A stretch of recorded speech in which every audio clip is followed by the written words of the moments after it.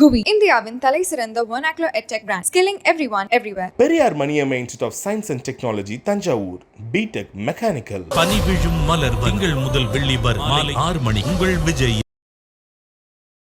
ஐயா டாக்டர் அன்புமணி கேள்வி கேட்குறாரு, மீண்டும் கள்ளச்சாராயம் எடுத்து இந்த தார்மீக பொறுப்பேற்று ராஜினாமா செய்ய வேண்டுங்கிறீங்களே. நான் திரும்பி உங்களை கேட்குறேன்னே, ஏன் கள்ளச்சாராயம் காய்ச்சறான்? ஏன் கள்ளச்சாராயம் காய்ச்சறவனை காட்டி கொடுக்க நமக்கு பயம்? ஏன் கள்ளச்சாராயம் காய்ச்சற ஊரில் நம்ம உள்ள புந்து அந்த பானையை உடைக்கிறதுக்கு பயம்? என்ன காரணம்? ஓட்டு வராது. திமுக பாஜகக்காரன் கஞ்சா கடத்துவான், பாஜகக்காரன் தங்கம் கடத்துவான், பாஜகக்காரன் சாராயம் கடத்துவான், வழியெல்லாம் தூக்கி திமுககாரன் மேலே போடுவான், ஆளுங்கட்சி மேலே போடுறான். அப்போ அதிமுககாரன் அதே தப்பு செய்கிறான். ஏன் இது பாமக ராமதாஸ் ஐயாவுக்கு இது பொருந்தாதா? அன்புமணிக்கு பொருந்தாதா? என்ன பண்ணிருக்கணும்? என்ன பண்ணணும்? நம்ம பகுதியில் இருக்கிற நீங்கள் ஒரு உத்தரவு போட்டிருக்கணும். நான் என்ன எதிர்பார்க்குறேன் தெரியுமா சார்? நான் சொல்கிறேன் சார், நீ உத்தரவு எனக்கு போட வேணாம். எவனாவது தப்பு பண்ணீங்க, கள்ளச்சாராயம் காய்ச்சினீங்க, ஊரோடு பிடிச்சிட்டு வந்து நாங்களே அடித்து உடச்சி கொண்டு வந்து விட்டுருவோண்டா, எந்த பக்கமும் நடக்கக்கூடாதுடா, ஒரு அறிக்கை கொடுத்துருக்காருன்னு சொல்லுங்கள். அது எந்த தலைவனும் விடலை. நடிகர் விஜய் வரைக்கும் வச்சுக்குவோம். திமுக இருங்க, ஸ்டாலின் விட்டுருக்காரா சார்? போலீஸ் என்னதான் பண்ணுது? போலீஸோட உளவுத்துறை என்னதான் பண்ணுது? போலீஸ் என்ன சார்? நான் திரும்பி கேட்குறேன், டெய்லி 2 போலீஸ் ஒவ்வொரு கிராமத்துக்குள்ளேயா சுத்தமா? போலீஸ் இன்டெலிஜென்ஸுக்கு தெரியும், அது தெரியும். இங்கே விற்கிறாங்க அங்கே விற்கிறாங்கன்னு தெரியாதா? திமுக ஆட்சியில் வீடு எரியுது. டேய் 2 வீடு தான்டா எரிஞ்சிருக்கு, முட்டைப்பலை ஊடுறா, சீக்கிரம் போடா, தண்ணியை ஊற்றி அணைக்கிறதுக்கு மேலே போய் பெட்ரோலை வாங்கிட்டு வாங்கடா, இன்னும் 10 வீடு ஊத்துறான்றான். யாரு? பிஜேபி. இந்த மாதிரி புறம்போக்கெல்லாம் இருந்தால் நாடு எங்கே சார் வேலை?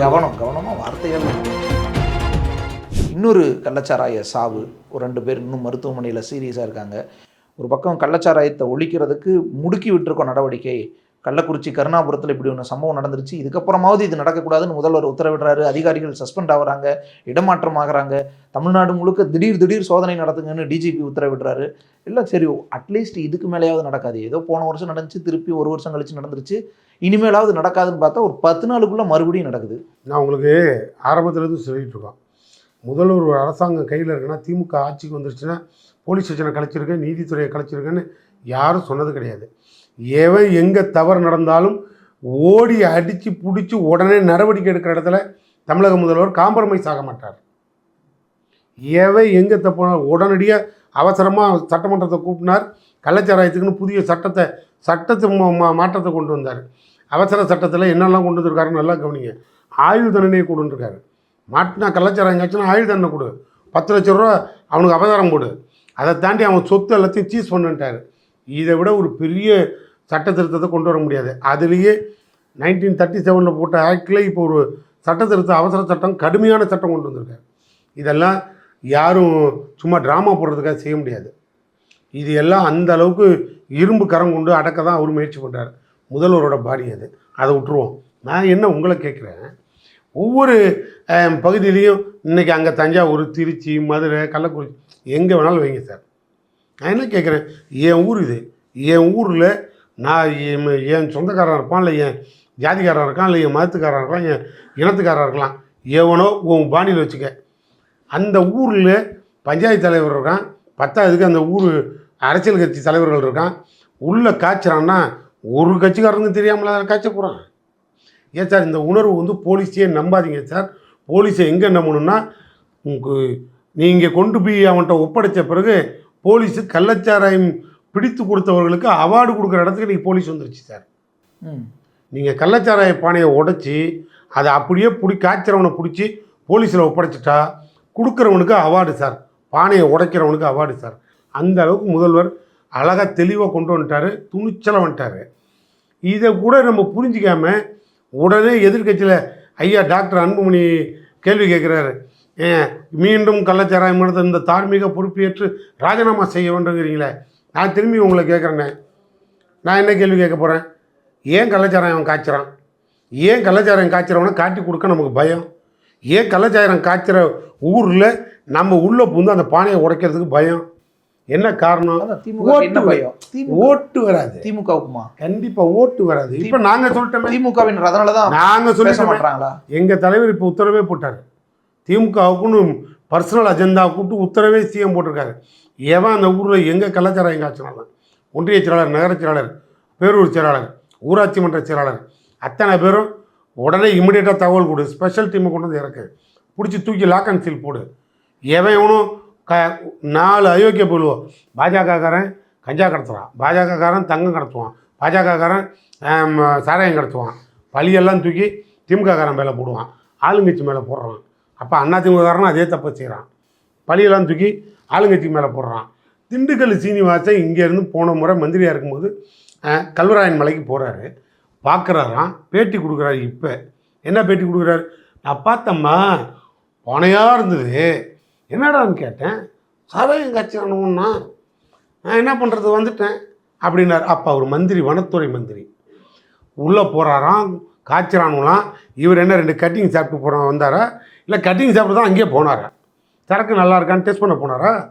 அந்த அறிவு ஒரு மந்திரிக்கு தேவையில்லை. அன்னைக்கு போய் மொத்த ரைடு விட்டு தூக்குடான்னு ஒரு 10 பானையில் ஒரு ஆளுங்களை விட்டு ஃபாரஸ்ட் டிபார்ட்மெண்ட்டை விட்டு கம்ப்ளீட்டாக க்ளோஸ் பண்ணணும்னு உத்தரவு போட்டிருக்கணும். இன்றைக்கி வந்து சொல்கிறாரு, அன்னைக்கே போனேன் பார்த்தேன்னு. இப்படி இருக்கிற அமைச்சரும், இப்படி இருக்கிற அதிமுக காரனும் பிஜேபி காரங்களுக்கு மத்தியில் இனியெல்லாம் வேடிக்கை பார்க்க முடியாது. எங்கே என்ன நடந்தாலும் சிவியர் நடவடிக்கைன்ட்டார். அப்போ நான் திரும்பி கேட்குறேன், ஏன் இது பாமக ராமதாஸ் ஐயாவுக்கு இது பொருந்தாதா, அன்புமணிக்கு பொருந்தாதா? என்ன பண்ணியிருக்கணும் அவங்க? என்ன பண்ணணும்? நம்ம பகுதியில் இருக்கிற நீங்கள் ஒரு உத்தரவு போட்டிருக்கணும். என்ன சொல்லியிருக்கணும்? நான் என்ன எதிர்பார்க்குறேன் தெரியுமா? அன்புமணியாய் நான் என்ன எதிர்பார்க்குறேன் தெரியுமா சார்? நான் சொல்கிறேன் சார், நீ உத்தரவு எனக்கு போட வேணாம், உன் கட்சிக்காரன் உன் தொண்டனுக்கு உன் சொந்த பந்தத்துக்கு போடு. ஏய், நாம் இருக்கிற பகுதி முழுக்க எவனாவது தப்பு பண்ணிங்க, கள்ளச்சாராயம் காய்ச்சினீங்க, ஊரோடு பிடிச்சிட்டு வந்து நாங்களே அடித்து உடச்சி கொண்டு வந்து விட்டுருவோண்டா, எந்த பக்கமும் நடக்கக்கூடாதுடா, ஒரு அறிக்கை கொடுத்துருக்காருன்னு சொல்லுங்கள். அது மக்களை காப்பாற்றுறதுக்கான அறிக்கை. அது எந்த தலைவனும் விடலை. நடிகர் விஜய் வரைக்கும் வச்சுக்குவோம், ஒருத்தரும் விடலை. திமுக இருங்க, ஸ்டாலின் விட்டுருக்காரா சார்? நாங்கள் மீட்டிங் போட்டு எல்லாருக்கும் அறிக்கை எதுவும் நாங்கள் ஏன் சார், நாங்கள் தான் ரூலிங் பார்ட்டி. மொத்த போலீஸையும் கலெக்டர் மீட்டிங் வரைக்கும் நடத்தி, எஸ்பி மீட்டிங் நடத்தி, கட்சிக்காரங்க இருங்க எல்லா கட்சி என்ன பண்ணுச்சு? நான் ஒரு வார்த்தை கேட்கிறேன், திமுக கட்சிக்காரங்களே ஏதாவது பண்ணிருக்காங்க? நான் யாரு சார்? செய்தி தொடர்பாளர். அதான் நான் தான் இப்போ சொன்னேன், எங்களுக்கெல்லாம் வந்திருக்க உத்தரவு சார், நாங்கள் எல்லாம் இந்த இனிமேல் இவ்வளோ சீரியஸாக இருக்கோம். ஏன் ஐயா ராமதாஸ் எல்லாம் அரசியல் மூத்த தலைவர்கள் ஒருத்தர் வெளியில் வந்து ஓப்பனாக பேச வேண்டியதானே? பிடிங்கடா, இனிமேல் ஒரு ஊரில் இருக்கக்கூடாது, நாம் தாண்டா அதுக்கு இந்த வேலையை செய்யணும்னு. சார், வெள்ளைக்காரன் சுதந்திரம் கொடுக்க மாட்டானோன்னு அப்படியே படப்படையாக போய் அது தலைமை தங்கி போராடணும். அன்னைக்கு அவன் பார்வையில் வெள்ளைக்காரனை எதுக்கிறவன்லாம் தீவிரவாதி, மற்றவன் இல்லை. ஆனால் சுதந்திரம் வந்த பிறகு இன்றைக்கி எல்லாம் சுதந்திர போராட்ட தியாகி, பென்ஷன். ஏன் இதெல்லாம் மக்களை அழிவு பாதை கொண்டு போகிறீங்க? நீங்களாம் எதுக்கு அரசியல்வாதியாக வரீங்க? உன் ஊரில் பிரசிடெண்ட் ஆகணும், உன் ஊரில் எம்எல்ஏ ஆகணும், உன் ஊரில் சேர்மன் ஆகணும், உன் கட்சியில் நீ அப்படியே மந்திரி ஆகணும், நீ முதலமைச்சர் ஆகணும். இவ்வளோ என்ன இருக்குல்ல, இவ்வளவும் இருக்கிற நீ அவங்கள கொள்றானுவோம், டெய்லி குடிச்சிட்டு செத்துக்கிட்டு இருக்கானுவோம். அதை முதல்ல திருத்த சொல்லுங்கள், அதை முதல்ல பானை அடித்து உடைக்க சொல்லுங்கள், கண்ட்ரோல் பண்ணுங்கள், அப்புறமா வெளியில் வாங்க. போலீஸ் செய்ய வேண்டிய வேலையை கட்சிக்காரங்க. இப்போ திரும்பியும் சொல்லிட்டேன், அக்கறையோட கேள்வி இருந்து அக்கறையோட பதில் இருந்தால் அந்த கட்சிக்காரங்க அரசியல்வாதின்னு ஒத்துக்கிறேன். இல்லைன்னா எல்லாம் சந்தர்ப்பம். போலீஸ் என்னதான் பண்ணுது? போலீஸோட உளவுத்துறை என்னதான் பண்ணுது? போலீஸ் என்ன சார், நான் திரும்பி கேட்குறேன், டெய்லி 2 போலீஸ் ஒவ்வொரு கிராமத்துக்குள்ளேயா சுத்தமா? போலீஸ் இன்டெலிஜென்ஸுக்கு தெரியும், அது தெரியும், இங்கே விற்கிறாங்க அங்கே விற்கிறாங்கன்னு தெரியாதா? யாரோ ஒருத்தர் கட்சிக்காரங்களுக்கே தெரியாதான்னு கேட்குறீங்க. தகவல் சொல், உங்களுக்கு அக்கறை இருந்தால் தான் சொல்கிறேன். அக்கறை இருந்தால் போலீஸ் மேலே காரணம் காட்டாதீங்க, போலீஸுக்கு வந்தால் அது நடவடிக்கை எடுக்கும். சரி, போலீஸுக்கு அக்கறை இருந்தால் போலீஸ் நடவடிக்கை எடுக்கட்டும். போலீஸ் நடவடிக்கை எடுத்துக்கிட்டு இருக்கு. அக்கறை 10 நாள்ல மறுபடியும் அக்கறை இல்லைங்கிறதுனால தான் இம்மிடியட்டாக IPS officer suspend, collector transfer. இதெல்லாம் அக்கறை இல்லைங்கிறதுனால, வேற ஒன்றும் காரணம். அவங்கள்ட்ட அக்கறை இல்லை. கட்சியாவது செய்யுங்க, பாமகவாவது செய்யுங்க, அதிமுகவாவது செய்யுங்கன்ற எல்லாரும் செய்ய நாங்கள் சொல்கிறோம். நான் சொல்கிறேன், தயவு செய்து நாடு முழுக்க நடிகரில் ஆரம்பித்து ஊர் தலைவன் வரைக்கும் ஒவ்வொரு கிராம தலைவனுக்கும் சொல்கிறேன், எவனையும் விடாதீங்க. அப்படி நடந்தால் உடனே அடித்து உடனே அவார்டு கொடுக்குறோம். இது இயலாமை மாதிரி ஆகிடுது இல்லை சார்? ஏது உடனே இப்படி போட்டால் இயலாமை? அப்போ செத்தவனுக்கு கொண்டு போய் இல்லை சார், 2 மாலை வச்சு நடவடிக்கை எடுக்க முடியாம போகுது. நீங்கள் போய் எல்லாம் ஹெல்ப் பண்ணுங்க. நீங்கள் போய் செத்தவனுக்கு 2 மாலையை வச்சுட்டு சல்யூட் அடிச்சுட்டு முடிஞ்சால் 100 ரூபா கொடுத்துட்டு வாங்க. இப்படிலாம் கேள்விக்கு பதிலே வராது. இல்லை சார், நீங்கள் வந்து அக்கறையோடு நீங்கள் கேள்வி போட்டோம், சட்டம் போடுறோம். ஒரு அரசாங்கம் இருந்தால் அதிகாரத்தை துஷ்பிரயோகம் பண்ணாத அளவுக்கு சட்டத்தால் தான் அதை செய்ய முடியும். அது அந்த கட்சி செய்யட்டும், அந்த ஆட்சி செய்யட்டும், கட்சின்னு கூட சொல்ல ஆட்சி செய்யட்டும். ஆனால் கட்சியாக இருக்கிற நமக்கெல்லாம் அந்த உணர்வு, நம்ம மக்கள் நம்ம ஊர் என் புள்ள குடிகாரனாக இருந்தால் எங்கடா குடிக்கிறான்ற கோபம் எனக்கு வரும். 10 இடத்துல அந்த இடத்துல கஞ்சா விற்கிது, என் புள்ள போய் கஞ்சா குடிக்கிறான்னா அந்த கஞ்சா விற்கிறோம் அவன் அங்கே விற்கிறத பார்த்தானே நீ குடிப்ப, முதல்ல அவனை ஒழிச்சிடறான்டான்னு உடனே போய் போலீஸில் சொல்லுவான். அவன் புள்ள கஞ்சா குடிச்சிட்டு இருந்தால் வாங்குற இடத்த உடனே போலீஸில் காட்டி கொடுப்பான். அந்த உணர்வு எல்லா அரசியல்வாதிக்கும் வரட்டும். ஸோ சமூகமும் ஹெல்ப் பண்ணணுன்றீங்க. பண்ணணும் சார், பண்ணாதான் இந்த சாவுகளை தடுக்க முடியும். இல்லைன்னா சாவு உழுவுற இடத்துக்கு மாலை தான் வைக்க முடியும். அப்புறம் என்ன பண்ணுவீங்க? 10 லட்சம் கொடுக்குறோம் குடிக்கிறவனுக்கு, செத்தவனுக்கு 10 லட்சம் கொடுக்குறோன்னு சொன்னோம். இன்சூரன்ஸ் இல்லை அவனுக்குங்கிறதுனால தான் அந்த கள்ளச்சாராயத்தில் செத்தவனுக்கு 10 லட்சம் கொடுக்குறோன்னோ.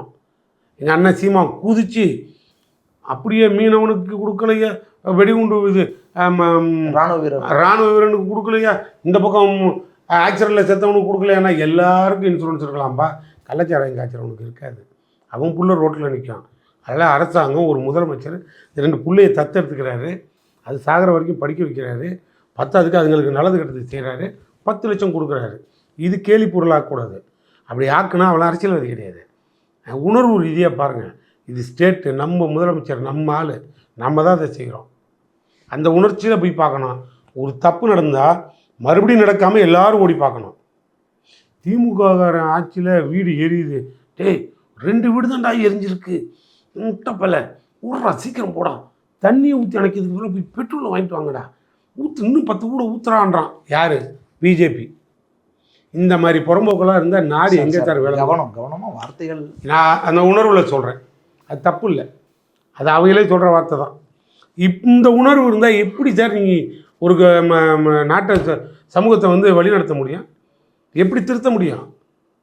இப்போ நான் கேட்குறேன், எங்களை இவ்வளோ கேள்வி கேட்டானே, இப்போ 2 நாளாக ஓடுது ஒரு பிரச்சனை, அந்த பாஜக தலைவர் அண்ணாமலைக்கு ஓடுது. நாங்கள் இவ்வளோ பேர் பேசியிருக்கோம். எங்கேருந்து 267 கிலோ தங்கம் கடத்தின ஆள் யார்? அவன் கூட்டாளி யார்? அவனோட ஃபேஸ்புக்கில் அவனோட ஃபாலோயர் யார்? பிரதமர் மோடி. அவரோட ஃபேஸ்புக் ஃபாலோயர்ஸில் ட்விட்டரோ ஃபேஸ்புக் இந்த அளவு கருமாதிக்கெல்லாம் ஃபாலோயர் மோடி. அமித்ஷா 10க்கு அண்ணாமலை. இப்போ பிடிச்சி போடுங்கடா எல்லா பள்ளியும் உள்ள. இப்போ கேள்வி கேட்போமே, அண்ணாமலை நீ அபின் தான் கடத்திட்டு இருப்பீங்க, போதைப்பொருள் தான் கடத்துவீங்கன்னு ரூமராக செய்தி இருந்தது, இப்போ ஒரிஜினலாகவே தங்கம் கடத்துகிற வேலைக்கு வந்துட்டீங்களாங்க கேட்போமா? நான் பகிரங்கமாக கேட்குறேன், கேட்டுருவோம். என்ன தப்பு? உடனே ஒரு சாதிக் பாஷா ஒருத்தன் மாட்டினானோடனே அவன் எங்கேயோ இருந்து அங்கே கடத்தல் பண்ணி மாட்டிக்கிட்டு அவன் இன்டர்நேஷ்னல் கோல்டு சுமக்கலாக இருந்திருக்கான். அதை நீ எண்ணெயை விட்டு பாதுகாக்க விட்டுட்டு, எண்ணெயை விட்டு அவனை ஃபாலோ பண்ணுறதை விட்டுட்டு அவனை இங்கே அனுப்பி திமுகவில் சேர்கிற வரைக்கும் விட்டு, திமுக என்னவோ வரவனெல்லாம் ஃப்ளாஷ்பேக்கெல்லாம் செக் பண்ணி கடைசி வரைக்கும் பர்த் சர்டிஃபிகேட், நீ சர்வீஸ் சர்டிஃபிகேட்லாம் வச்சு கட்சியில் ஆள் சேர்க்குற மாதிரி எங்களை பார்த்து கேட்குறான். திமுக இதுதான் போதைப்பொருள் கடத்தல் மன்னனோட தொடர்பு. நாங்கள் எங்களுக்கு தெரியுமா? அது என்னன்னு கூட எங்களுக்கு தெரியாது. மொத்தம் தொடர்பு நீங்கள் ரைட், அவனை பிடிச்சிட்டு போனீங்க. எத்தனை பேரை நீங்கள் பிடிச்சிட்டீங்க? எங்களுக்கு தொடர்பு உள்ளவனை என்ன அர்த்தம்? நான் திரும்பி இங்கே கேட்குறேன், அவன் டெல்லியில் உட்காந்தா வியாபாரம் பண்ணி 1 வருஷத்துக்கு முன்னாலேயே இன்டர்நேஷ்னல் ஸ்மோக்கலாக இருந்திருக்கான். அவனை திரும்பி இங்கே விட்டீங்க, எங்கள் இதில் சேர விட்டீங்க, எங்களை சேர்ந்த பிறகு மாட்ட விட்டீங்க, திரும்பி அவனை பிடிச்சிட்டு போய் உட்கார வச்சு, இது ஏன் அண்ணாமலையோட பிளான்னு சொல்ல மாட்டேன்னா, பிடிச்சிட்டு போய் உட்கார வச்சு அடித்து உதச்சி எழுதி கொடு, இவங்க பேரெல்லாம் எழுதி கொடுன்னா அவன் என்னத்தை எழுதி கொடுத்துங்க என்ன ஏழை கொடுக்க முடியும்? லிங்க் இருக்கணும், ஆப்ரேஷன் இருக்கணும். இங்கே எந்த ஒன்றும் கிடையாது. அதெல்லாம் இது வரைக்கும் உங்களால் ஒன்றும் பண்ண முடியல. ஓப்பனாக தானே சொல்கிறேன். இப்போ நாங்கள் கேட்குறோம் தான், பத்திரிகைலேருந்து ஒட்டு மொத்தமாக ஃபேஸ்புக்கு ட்விட்டர் வரைக்கும் எல்லாம் வெளில வந்துருச்சு. எல்லாரையும் அவர் தான் போய் ஏர்போர்ட்டில் இறங்கினா ரிசீவ் பண்ணுவார். ஏர்போர்ட்டில் அவருக்கு அத்தாரிட்டி கிடையாது, அவங்களுக்கு எல்லா லைசன்ஸு எல்லாம் அவர்கிட்ட இருக்குது. ஆனால் கடத்திக்கிட்டு இருக்காரு. யார் பாதுகாப்பு? அப்பப்போ நான் சொல்கிறேன், நீங்கள் தான் எல்லாத்துக்கும் காரணம்னு. ஏன்னா எல்லாம் பண்ணீங்க, இப்போ தங்கம் கடத்துகிற வேலைக்கு விட்டீங்களா? நான் அப்போ தமிழ்நாட்டுக்குள்ளே கஞ்சா அபினில் ஆரம்பித்து ப்ரௌன் சுகரில் ஆரம்பித்து இங்கே இருக்கிற கள்ளச்சாராயம் வரைக்கும், இங்கே இருக்கிற எங்கேயா பாம்பு பிளாஸ்ட் வரைக்கும் எல்லாம் யாரா காரணம்னு இன்டெப்த்து திரும்பி பார்த்தீங்கன்னா, இந்த ஆட்சி, இந்த மக்களுக்கு கிடைக்கிற சலுகை, இந்த சாதனை, திராவிட மாடல், இது எல்லாத்தையும் பிடிக்காத ஒரு பெரிய தீவிரவாத கும்பலுங்க இறங்கியிருக்கு. அவங்க பண்ணுற வேலை தான் இவ்வளோ வேலையும். தீவிரவாத கும்பலா? கரெக்டாக சொல்கிறாங்க, அது தீவிரவாத கும்பல். திராவிட மாடல்னால் பிடிக்காது, ஆளுநர் வரைக்கும் பிடிக்காது. அதனால் அவர் சொல்லுவான், சேர்த்து வச்சுக்கோங்க, எனக்கு ஒன்றும் கவலை கிடையாது. அதுவும் அப்படி தான். ஏன்னா ஒரு நாடு வந்து இந்த நாடு எனக்கு மட்டும் சொன்னால் நான் தீவிரவாதி. இது என்னோட நாடுன்னு சொன்னால் இது நாட்டுப்பற்று, தேசப்பற்று. இந்த நாடு எனக்கு மட்டுமே ஆனதுன்னு சொன்னால் எவனுங்க இருக்கக்கூடாது, எந்த மதத்துக்காரனும் வெளில போய்டுன்னு சொல்கிறது. அப்போ நான் தீவிரவாதி ஆயிடுவேன். இதே ஒரு முஸ்லீம் சொன்னால் அவன் தீவிரவாதி, கிறிஸ்டின் சொன்னால் தீவிரவாதி. ஆனால் இந்துக்களாக இருக்கிற பிஜேபிக்காரன் சொன்னால் மட்டும் அவன் தேசப்பற்றாளன். இந்த நாடு இந்துஸ்தான், இந்தி அப்படின்னு சொல்லிட்டா, இந்துக்களுக்கான நாடு, எங்களுக்கான நாடு அப்படின்னு சொல்லிட்டா அவன் தேசப்பற்றாளன். அயோத்தி ராமருக்கே அறிவு வந்துருச்சு. அதனால தான் அங்கேயே கூட பிஜேபி ஜெயிக்கலை, அடித்து துரத்து விட்டான். ஜெயிச்சது யார் தெரியுமா? ஒரு பட்டியலினத்தில் சார்ந்த ஒரு அருமை சகோதரன், காங்கிரஸ், சமாஜ்வாதி, அகிலேஷ் யாதவ். ஒரு வச்சுக்கோ, தெரியாம கூட சொல்லலாம்.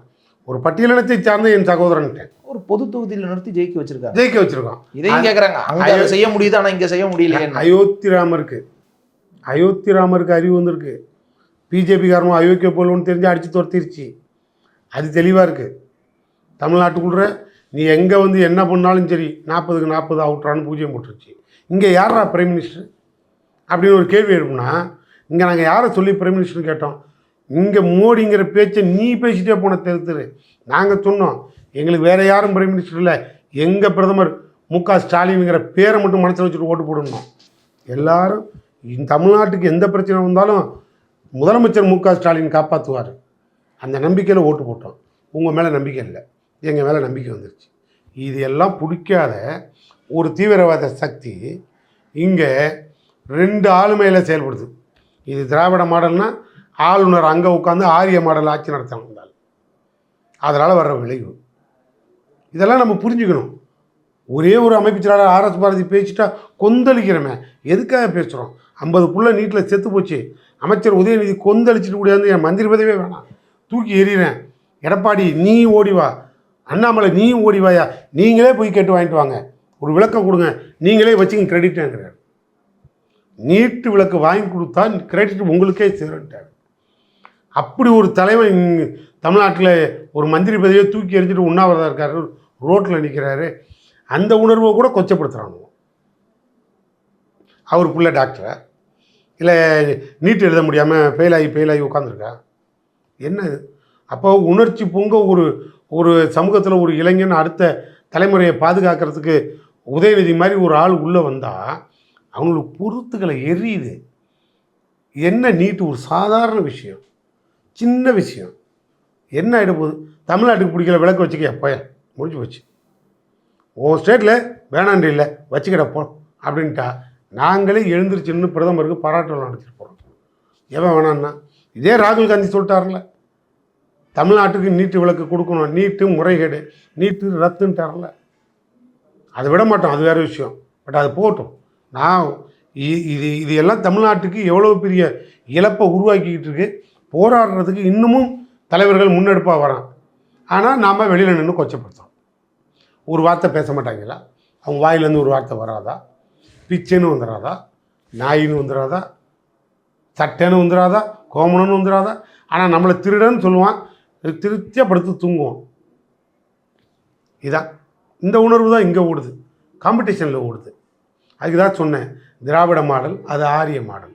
ஆரிய மாடலுக்கு இவ்வளோ தான் அறிவு இருக்கும். அது ஆர்எஸ் பாரதி பேசுகிற பேச்சை ஆரிய மாடலில் தான் பார்ப்பானுவோம். எங்களுக்கு அது அவசியம் இல்லை. எங்கள் திராவிட உணர்வாளர்களுக்கெல்லாம் அது புரியும். அதனால் திராவிட மாடல் ஆட்சி அதை புரிஞ்சுக்கிட்டு தான் நடந்து போகுது. அதில் ஒன்றும் மாற்றுக்கிறதுக்கு வேலை இல்லை. GUVI இந்தியாவின் தலை சிறந்த vernacular edtech brand, skilling everyone everywhere. Periyar Maniammai institute of science and technology Thanjavur, BTech mechanical. பனி விழும் மலர் திங்கள் முதல் வெள்ளி வரை மாலை 6 மணி. உங்கள் விஜய்.